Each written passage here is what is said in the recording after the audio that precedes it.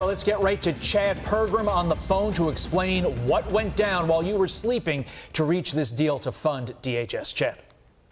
Well, they are halfway there toward ending this partial government shutdown, this shutdown for 41-plus days with the Department of Homeland Security. There was a vote in the middle of the night, a little bit after 2 o'clock this morning, where the Senate, with a skeleton staff through, it wasn't a formal roll call vote, agreed to fund DHS, but not fund ICE and not fund parts of Customs and Border Protection.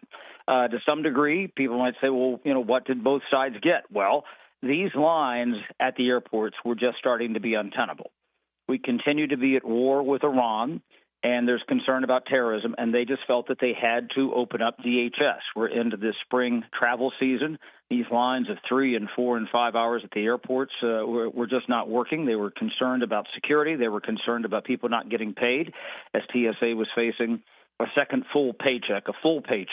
And keep in mind that TSA workers, they have been without a paycheck for nearly 50% of this fiscal year. Remember, we had the comprehensive government shutdown back in the fall that went for a record 43 days. They weren't paid then. Then we had another short shutdown back in January, February, and then we've had DHS shut down since then. So what gave? Well, Democrats feel that they kind of stuck together. They held out here, but they did not get any concrete reforms with ICE after the shootings of Renee Good and Alex Preddy in Minnesota. That's something they insisted upon. But by the same token, Republicans said, no, we're going to, we want ICE funded. We want CBP funded. We want everything funded under the DHS umbrella. And they did not get that. So usually, when they come to an agreement, there used to be said that compromise is negotiated hurt. That's what Henry Clay said. And both sides politically were probably hurt. From a political perspective, this probably helps Chuck Schumer, the Democratic leader, who, stuck to his guns throughout this entire process. He didn't get everything, but he certainly was able to keep his caucus together during this. Now this goes to the House of Representatives. The House is going to have to kind of take it or leave it. We don't know what that means later today in the House. The Senate has already, cut town. They've gotten out. They're going on their recess for 2 weeks for Easter and Passover. So if this shutdown is to continue, the House would not pass the bill. But if they're going to put out this fire, they have to accept what the Senate approved overnight, guys. You have to be looking at this, if you're these lawmakers, and saying, we've reached a breaking point at these airports, and a 2-week recess could cripple the system. I don't want to say permanently, but have impacts that we don't even want to consider, because what we've seen so far is pretty darn bad. But I'm going to pick it up here. If it passes the House and President Trump ultimately signs it, how soon before these TSA agents, some of whom are selling plasma just to get by, how soon before they get paid? And Chad, what happens now to President Trump's plan to do an executive order to pay TSA? Well, he could still do that if he wanted to, but I don't know that necessarily expedites the payment schedule for TSA employees. But what's interesting is just, what is the filtering down here? When do people say, okay, I'm ready to come back to work? How, quickly do they start to mitigate this? It's not if you have a flight at, 2 o'clock this afternoon that suddenly everything is perfect at the airports. It probably takes several days. But here's the lasting impact. As I said, that, there's kind of this PTSD that DHS and PTS and TSA workers have been, dealing with here since the fall. And that's why they were having people quit and call out, because, some people say, look, I don't want to work for the federal government. I don't want to work for that agency if it's always going to be a political football. And so, there probably are, frankly, lasting impacts that people look askew when they might have a job opportunity there, or do they want to continue to work there, Todd? Yeah, and you said that the House could either take or leave this, Chad. What are you hearing from House lawmakers about that very question, taking it or leaving it? There are a lot of Republicans who would consider no funding for ICE as a non-starter.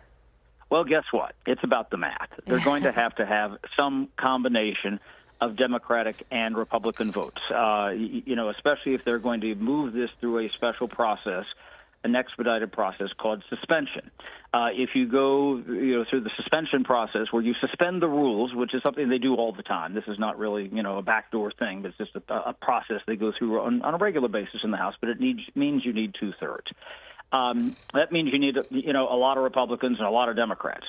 If they were to pass this with a simple majority, I could certainly see a universe of, anywhere from 15 to about 40 Democrats who would vote yes. But you need significant Democratic buy-in here if you're going to have some Republicans balk at this. And we just don't know. I had pressed House Speaker Mike Johnson early yesterday morning as to whether or not, they could do just a temporary bill, for like, 2 weeks over the recess or something like that and come back. And he didn't rule that out. I don't know that they're going to get there. But again, either they have to pass this as is or this stalemate continues. And again, this is what's so funny about this is that they have repeatedly, the Democrats had asked for this, funding everything at DHS except ICE and Border Patrol, and that was rejected on multiple occasions. And then the Republicans kind of shifted their position and said, okay, we're going to meet the Democrats where they are, and then the Democrats balked.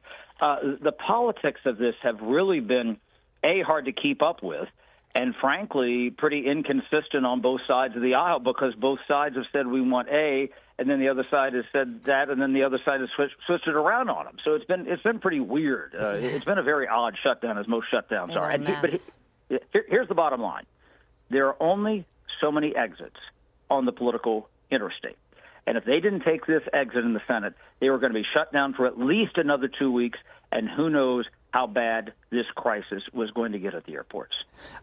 We've obviously talked about Thune taking ICE funding off the table, but it is very, very important to note, Chad, as you have multiple times, that the one big beautiful bill really gave ICE a lot of money. So ICE is going to be good for the time being. But what are you hearing on the ground when you talk to these Congress people in their offices, sort of off the record, as to whether or not Republicans now are really going to use reconciliation to fund ICE, to fund CBP, and of course, attach that old pesky SAVE Act to it in the end as well?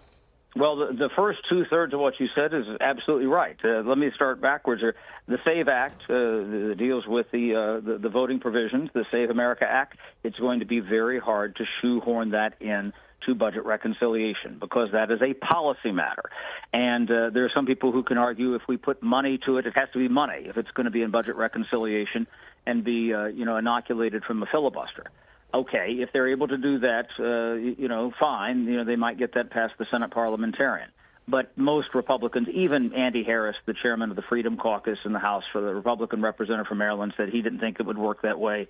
Warren Davidson from Ohio said the same thing, said this is a, kind of just a fig leaf that they're talking about. They might try. You certainly try, but it probably gets ruled out. Now, to the first part of your question, Todd, when you're dealing with, trying to make ICE whole and Customs and Border Protection whole, well, this gives impetus to actually getting that reconciliation bill done.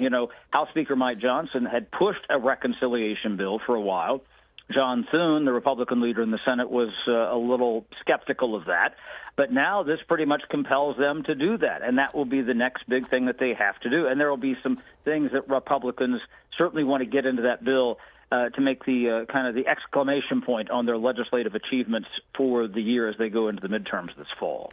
Yeah, well, as you say, air travel is about to reach a breaking point, Chad, and something certainly had to get done. So that's what happened overnight. But it is only the beginning, and we will certainly be watching how this plays out throughout the day.